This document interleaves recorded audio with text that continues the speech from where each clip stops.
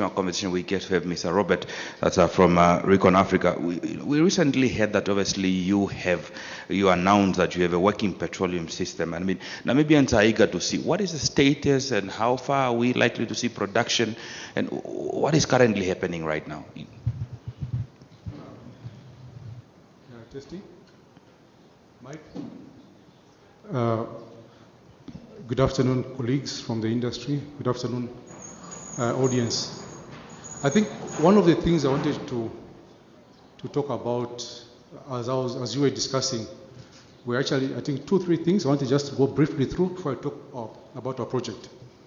The first one is something like why should Namibia consider oil and gas while there is this green energy coming up?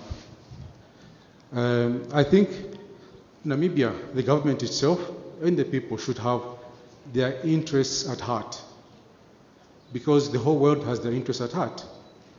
You can recall a few months ago, the American president said Germany and America are going to help South Africa turn green. Yeah? But then at the same time, now that things are hard, energy is hard there, I mean, they say they would stop the coal industry, the coal power plants. Germany today is back to coal, yeah, because things are hard for them. We're talking about gas and nuclear energy not being the right thing for the new world. The European Parliament is actually voting for gas and nuclear energy to be part of the green thing. So, as for Namibia, we have to know what we want and what our people want. And our people really want the exploration of oil and gas. And let's go for it. Let's have our interests at heart. Number one. Number two, we talked about the 2 discoveries, Shell and Total, and the possibility of infrastructure onshore in Namibia. Yeah, like it was alluded also, many from our colleagues here, we've seen from what the 2 companies have said, they're going to do a subsea development with the FPSO, meaning that gas or that oil will be shipped straight from wherever it is to the market.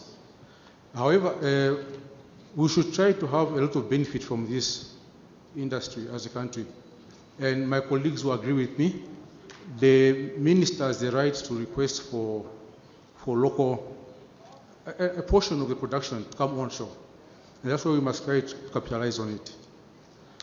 Yeah, and what did I, yeah. How far? You announced, how far are you? What is the status of the current oil? Do we expect anything anytime soon? We've made discoveries of oil and gas in the Kavango Basin. We've got oil which flew there, but we're doing further stratigraphic wells and understanding the whole area properly. So we're talking about plus minus a year and a half for us to complete our drilling campaign.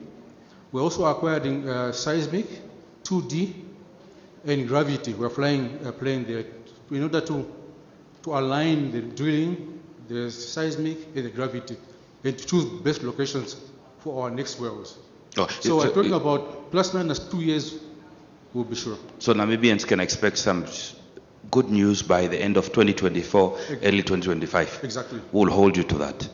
You can hold me to that. Oh, okay. No. Thank you very much. Okay, let's talk about, before I let you go, let's talk about ownership in terms of what does Namibia get to benefit from this oil exploration? In terms of ownership, what is in it for Namibia? I think Namibia as a country has very good fiscal and also legal terms for the oil industry. It's actually looked upon as one of the countries with among the best in our area. Yeah. So, given the industry fiscal terms, Namibia gains to earn at least plus 50% of the net income coming in through taxes and royalties. You also have, in case there is this what they call windfall profits, you also have the APT, additional profit taxes, which kicks also in that project. So Namibia stands to to gain a lot. That is minus the participation of NAMCO. If you add NAMCO on top, there is a lot of participation. That's just the income of the project. Namibia gains to win also a lot, but this is government policy. It depends on the government itself. If the government is going to be strong and say we need more local content in country, Namibia will gain a lot. I'm looking at Norway. That was Norway's philosophy, local content.